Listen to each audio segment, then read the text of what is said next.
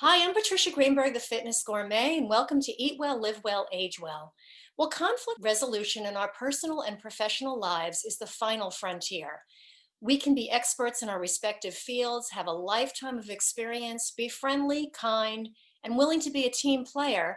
But if we can't amicably resolve conflict, we end up frustrated, angry, and often in jeopardy of losing our jobs and sometimes our relationships. My guest today is Dr. Paula Daoust. Paula is the author of Conflict at Work, available on Amazon. We'll give you that information at the end of the show. And Paula is just an expert in resolving conflict and helping us do that as well. She has a doctorate in behavioral psychology, is an expert in helping people find and maintain their peak performance. She's also a certified hypnotherapist and seemingly blends these two tools into her coaching to help others easily achieve lasting change. Welcome, Paula. So happy to see you here. Now, there are so many points in your book that speak to conflict resolution, not only at work, but on a personal level as well. I believe that one of the reasons many people age unhappily is because they're walking around with many unresolved issues that are making them sick. The thought of confronting somebody is unbearable for most people, so they stay angry, which is sad because many, many years can go by without having healthy relationships, both work and personally. So hopefully today, I'm hopeful we'll be able to remedy that for many of our listeners. So let's start out with my first question. What is conflict? Conflict is an interesting concept because we use that word very loosely and we use it to apply to a lot of things that technically are not conflict. By definition, conflict refers to a competitive, opposing action of incompatibles.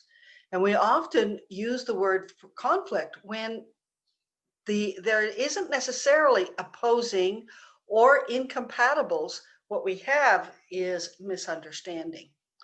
So we want to be clear about what is conflict and what isn't, because we can approach it with different tools depending on what we're actually dealing with. It's funny how terms can become a catch-all for things, and if we decipher it and dig deep enough, we can find there's ways to kind of diffuse it just with the words that we use as well. And it's funny because we talk about our perception of the situation, which is exactly what you're alluding to. So, um, how often we see something clouds the reality based on our own experiences. Can you enlighten us on how to be open to another person's view? Well, we have to go back to what is happening. Why is it that we are seeing things differently than other people? There's a concept called fundamental attribution error. And fundamental attribution error almost guarantees that we're going to see things differently because we're using different measuring sticks. So when you are late for an appointment, I judge that behavior based on your personal attributions or faults. I mean, you're late because you're not organized, or you don't care, or you don't respect my time. But when I'm late, I have full access to all of the context. And so when I'm late, I judge it based on the whole context. I was delayed answering a telephone. The car in front of me drove too slow, whatever. So my being late is a perfectly reasonable behavior. So we're seeing it with two very different filters. And those different filters means that we're responding to it differently. That's a perfect example because that happens a lot in our busy worlds that somebody is late and they're perceived as unreliable when meanwhile they might have had something very tragic happen to them that morning Mhm. that they're not disclosing to you. Do you recommend opening up that conversation right away? Not all differences need to be addressed Okay. immediately, but when you have a pattern of behaviors, that's a time when you certainly should be approach it with some curiosity. What's going on? What's happening? Help me understand. Because there may be something. I mean, might have someone who is dealing with a very difficult challenge that they have to address every day. A friend of mine has a child with a severe disability. She can never be sure. She can never totally control her timetable. It's those kinds of things that we have to open ourselves, be curious, because we are judging. We're told not to judge other people's behavior. That's ridiculous because we're wired to do it. Yeah. We're storytellers. We see something, we immediately put it in this context of what it means, why it happened. And so we're always judging those kinds of behaviors. And it takes discipline to step back and say, well, maybe that might not be the whole story. It's interesting. I think at any age, you're an accumulation of everything that you were taught and everything that was the way you're put together, the way you're designed, and to undo that or to break it down, as we say, and unpack it can be a very difficult task. Now, conflict manifests and unfortunately escalates among people who seemingly want to get along. Mhm. So again, you and I have talked about this off air a few times. So how do we kind of diffuse that escalation as we go? So let's understand the process first. You get up and you are getting yourself organized for your day. You get up in that morning with an intention of having a good day. Most of us do. We want it to go well. So you're getting yourself ready to go off to work, and your little one spills milk all over herself. So now you've got to change her clothes and clean up the mess, and you're running a little bit late for that meeting that's going to be as soon as you get to work. You get her dropped off and you head to work, and the car in front of you is not driving the speed limit and making you even more late. So now we're beginning to get more tense about getting to that meeting in time. We arrive at the meeting, and as we walk into the meeting, we're handed some data and it's wrong, and we know it's wrong. How we respond to that isn't going to be the same as if the morning had gone wonderfully well, because our emotions have been escalated. It's like we've been running away from a tiger. We're in fight or flight. Our body doesn't differentiate between real threat and perceived threat. And if we are escalated, we have cortisol and adrenaline running through the system. And cortisol makes it harder to think clear, Yeah. puts us on hyper alert.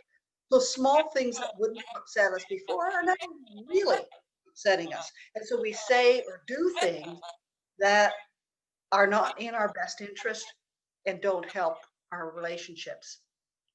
So the question is, what do we do about that?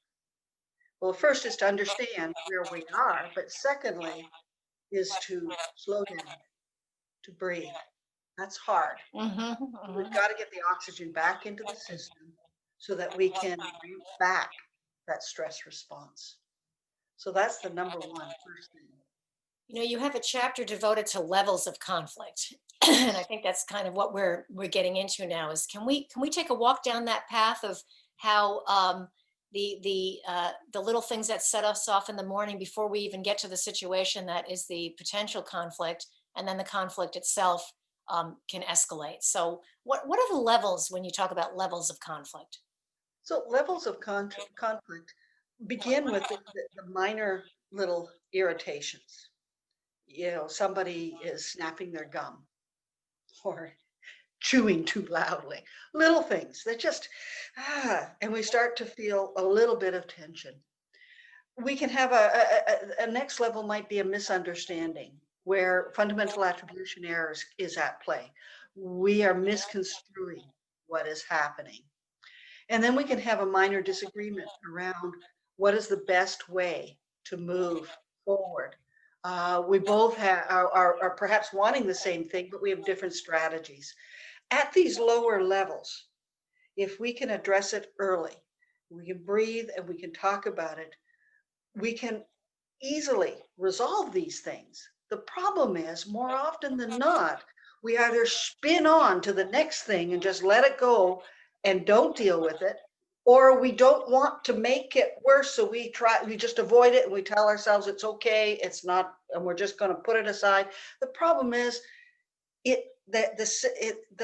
those chemicals are just working in our system, and we're feeling hyper vigilant, and little things are setting us off.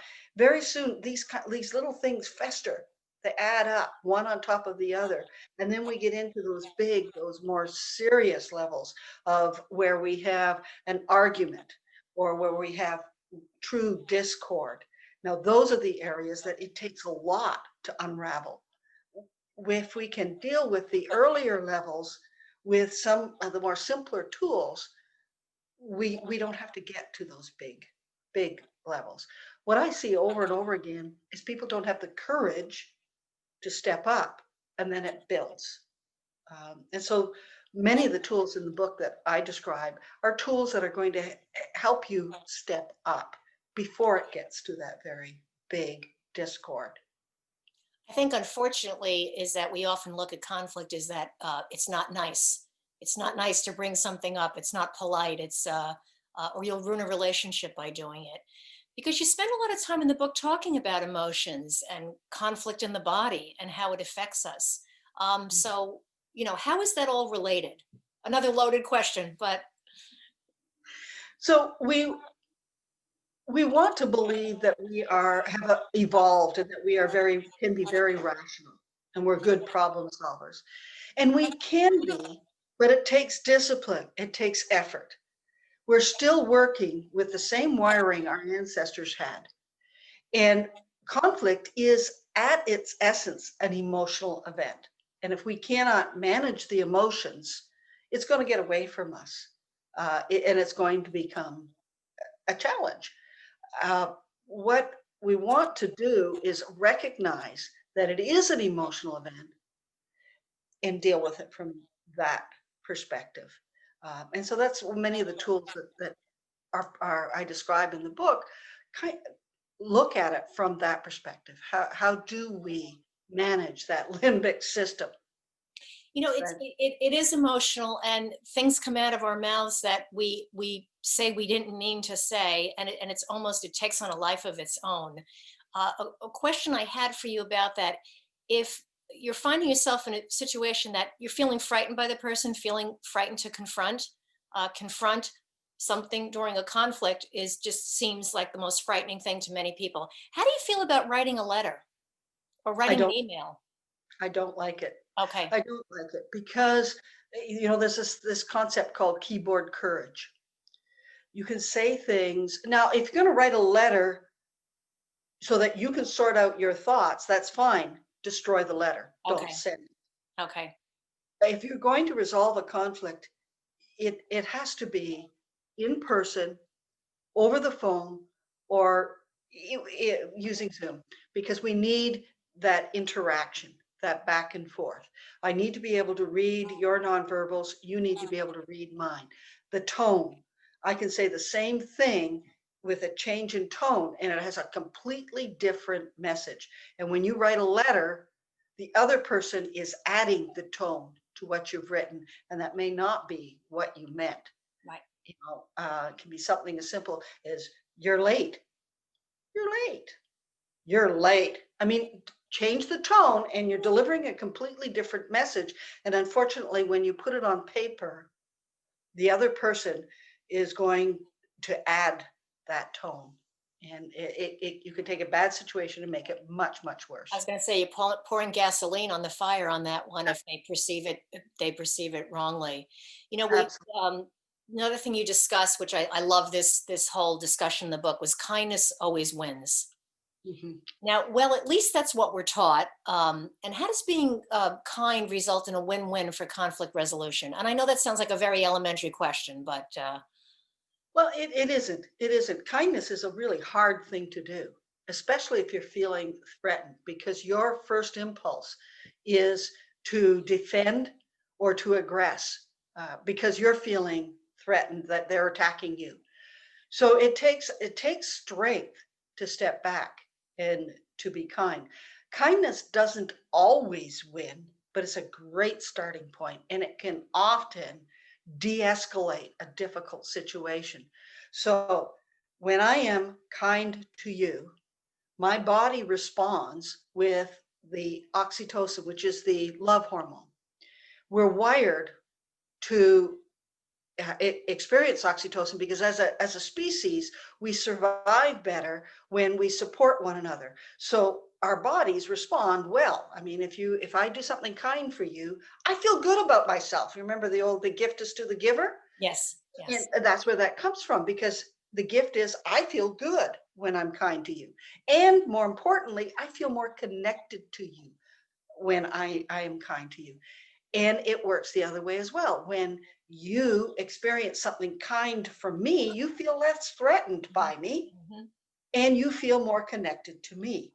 So now we have a different base that we could work from. And we're in a better position to talk about whatever the issue is.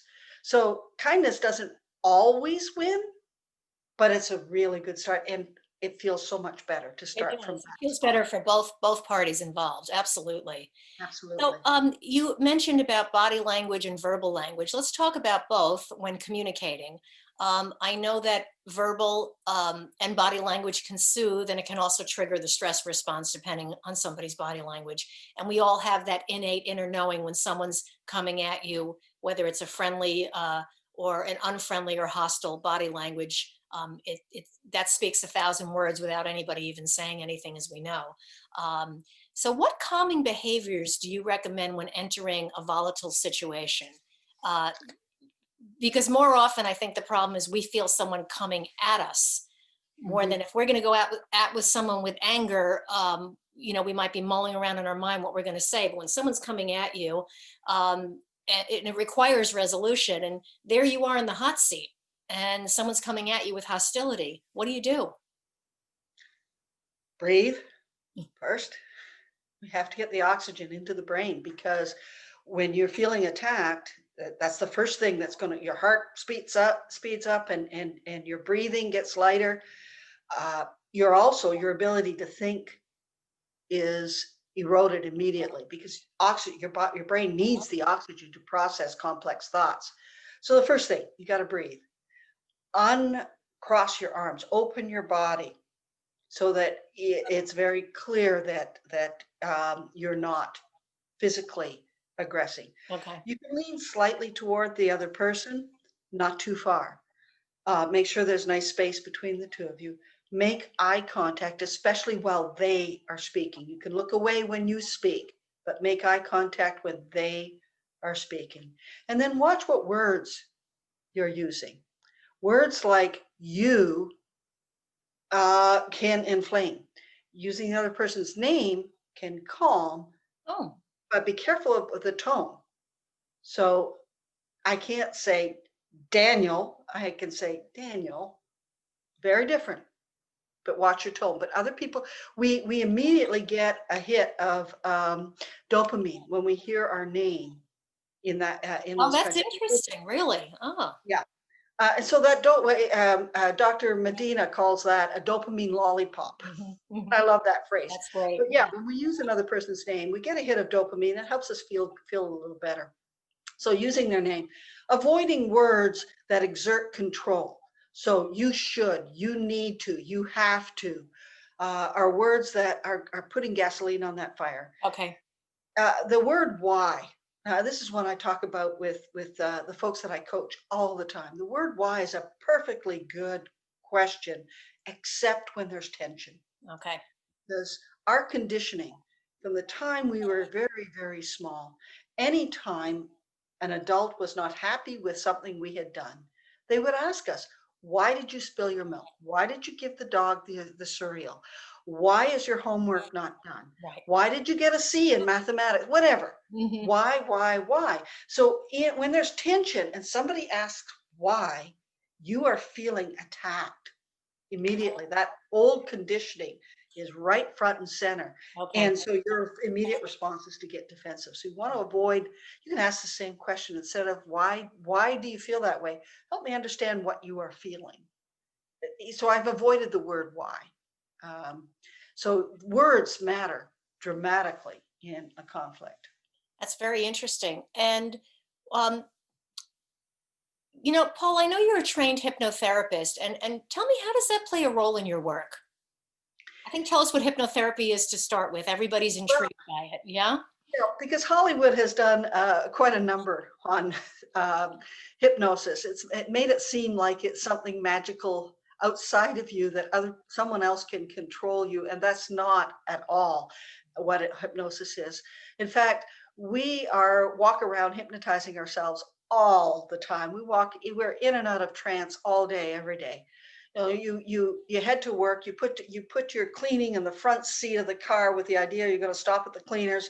You pull into the office parking lot, and there it's still there because you were in a trance with whatever was going on in your head, and you were really not terribly aware of that whole process of getting yourself to work. So we go in and trance in and out all the time.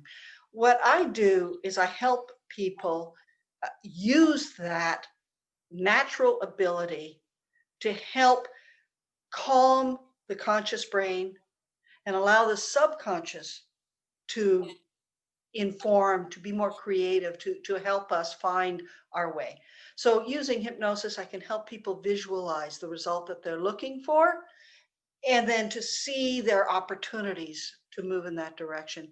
There's a number of different tools that I use. One of my favorite is to change perspective, to Okay. ask you to talk to an empty chair as though that person was there, and then to switch and be that person and respond to that switching back and forth just changes how you see and understand what's going on, and it's an incredibly powerful tool. So, what do you do when you're really stuck in a conflict and you just can't break through? And unfortunately, most people walk away and say, I can't deal with that person, or I don't want that person in my life anymore. But there are situations where I think we do need to resolve conflict, especially with family members or a child and a parent or uh, someone in your life that you really need. I see people walk away from jobs, walk away from relationships, just give up on things because they feel like they've run out of options. I've coached a number of managers and supervisors, entry level CEOs at all levels in an organization who'll come and say, I don't know how to deal with this. I've tried everything. So I'll ask them, tell me what you've tried. And they'll give me their laundry list of everything they've tried. And they said, I've run out. I can't think of anything else to do.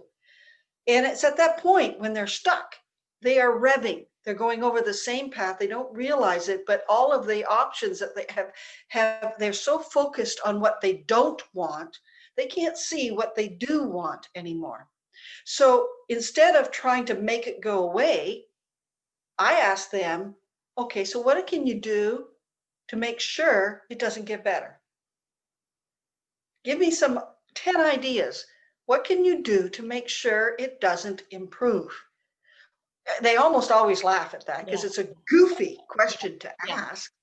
And in fact, that's the strength of it because it's goofy. Your conscious brain does not take it seriously. In fact, it goes offline. And now your subconscious brain can bubble up with all these wonderful creative ideas of how to make it worse, and the truth comes out. Right. Right. Just last week, I was working with a manager and one of her staff who are not getting along. They haven't gotten along for about 2 years. And it's a niche area. It's not easy to replace the direct report staff. And there's not a lot of jobs like for the direct report staff to go to Right. get because it's a Right. specialized area. So we really want them to resolve this. So I went over and I said to them, give me 10 things you can do to make sure that you don't get along. So they each wrote their 10 down. And then I said, okay, now look at those 10. You don't have to say it out loud, just in your head. Which of those 10 are you doing? And they both burst out laughing because there were several on that list they knew they were doing. I said, okay, so what are you going to do? And one of them says, well, I guess I'll stop doing those things. So now I they, think that's like miraculous that it just that is. little exercise can turn the whole situation around. Yeah. Yeah. And well, they thought they had done everything. What they had not done is really looked at what they were doing that was Yes. contributing to the Yes. maintenance of that uh, situation. And that gave them other options. It's amazing. So let's say we have a situation where no matter what you do, you're wrong. and often it's in a group. You're singled out and you just feel like you're in a group setting, whether it's a work team or a family dynamic, and you're always the one that gets accused of uh, the bad stuff. You're the one that's left the milk out. You're the one that didn't lock the back door. The dog got out and it's your fault. I'm using that as a kind of a personal example at work. The deadline wasn't met, or you didn't show up for a meeting, and it just seems to be constant. And you feel like, I'm not doing anything wrong. I'm contributing here. How do we address that? Because that's a lot. That's huge. You've got a number of different situations rolled into one. If it's that you can't do anything right between you and one other person, that's a different dynamic than a whole group is down on you.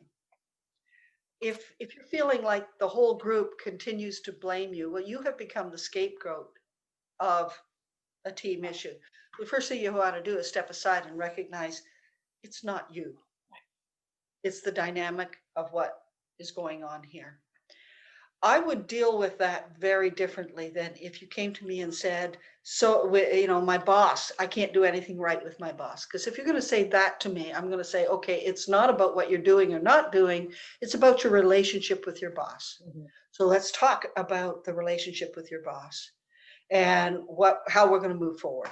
And I may coach you through, use the clean tool that I describe in the book to really step back, look at some facts, understand the pattern, and then prepare that conversation so that when you walk in, you don't have to think in the moment. You can recall what you've already prepared. But now, if it's that you are being scapegoated by a group, oh my gosh, that is so much more complicated. And I almost would do a disservice to give a pat answer. Right. Okay. I understand that. The first thing I would want to do is to really explore with you whether you want to continue your relationship with the entire group. I might want to explore with you what your contribution has been, because you're not an innocent victim. Right. And then I would probably coach if it was important for you to repair that relationship. I would probably parcel it out one by one and look at what you on an individual basis with each of those. Okay. Yeah, that's a really complicated situation, and it's kind of hard because if 5 people are annoyed with you, there is a common denominator. Yes. Yes. Yes. And so, unfortunately, it has to start with you. Yeah. Or fortunately, that could be a wonderful way to learn about yourself and maybe, get to the other side. Paula, there's so much information here, and I just want to encourage everybody to buy this book. It is just Conflict at Work by Paula Daoust. If everybody can see that, do I have that in front of the camera? Let me move that back a little bit. And we'll put the information up on the thread also. Paula, thank you so much for joining us. This has been so informative. I wish you the best going forward, and I hope to have you back at a future date because there's so much more to talk about. So have a lovely day. Thank you again, Dr. Paula Daoust, and she can be reached. Do you want to give us your website? That would be at behaviortransitions.com. Okay, www.behaviortransitions.com. And you have a wonderful day and a conflict-free day. And I look forward to seeing you again soon. All right, you take care. Thanks.